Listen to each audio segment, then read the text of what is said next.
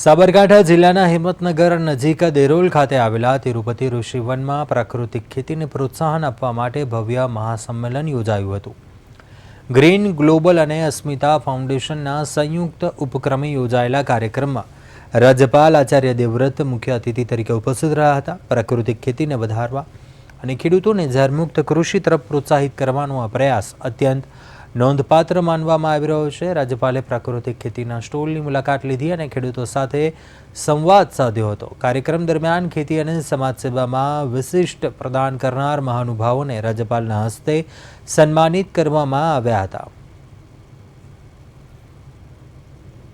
વિષય green global commando અને Tirupati foundation દ્વારા વૃક્ષો વાવવાનું, વૃક્ષો બચાવવાનું અને સાથે વોટર કન્ઝર્વેશન એટલે પાણી બચાવવાનું કામ એ મુખ્યત્વે કરતા હતા। આજથી જ આદરણીય રાજ્યપાલશ્રીએ તમામ ગ્રીન કમાન્ડોને પ્રાકૃતિક ખેતી સાથે એમને જોડ્યા છે।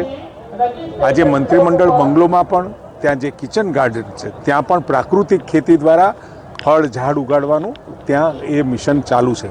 પરંતુ મારે તમામ ખેડૂતોને એક વિનંતી છે કે એક વખત પોતે પોતાના માટે, પોતાના ઘર માટે તમે જે શાકભાજી વાવતા હોય, જે ફળફળાદી ઉગાડતા હો, એ પ્રાકૃતિક ખેતી આધારિત બનાવી તમે તમારા કુટુંબને અને તમે તમારા ભોજનની અંદર પણ ઘઉં, ચોખા, કઠોળ જે પણ વાવતા હો, શરૂઆત તમે તમારાથી કરી અને એનો એક વખત અનુભવ લઈ અને આનો વિસ્તાર પ્રત્યેક ખેતર સુધી, પ્રત્યેક ખેડૂત સુધી ઇંચે ઇંચ જમીનની અંદર જે વર્ષોથી જે પ્રકૃતિએ આપણી વ્યવસ્થા જે બનાવી છે એ વ્યવસ્થામાં સહભાગી થઈ અને માનવ જીવન બચાવવાનું કામ કરવાનો સંદેશો અહીંથી આપલ બ્રિગેડના કમાન્ડો દ્વારા ₹1 જે ભેગો થયો તો એનો 1,11,000નો ચેક આપ્યો। સાહેબે અમારી ગંગા સ્વરૂપને પરત આપ્યો અને રાજપાલ સાહેબે જે પ્રકૃતિ ખેતીનું મહાઅભિયાન ઉપાડ્યું છે એમાં અમારી ગ્રીન ગ્લોબલ બ્રિગેડ ટીમ પણ જોઈન્ટ થઈ છે અને આ અભિયાનને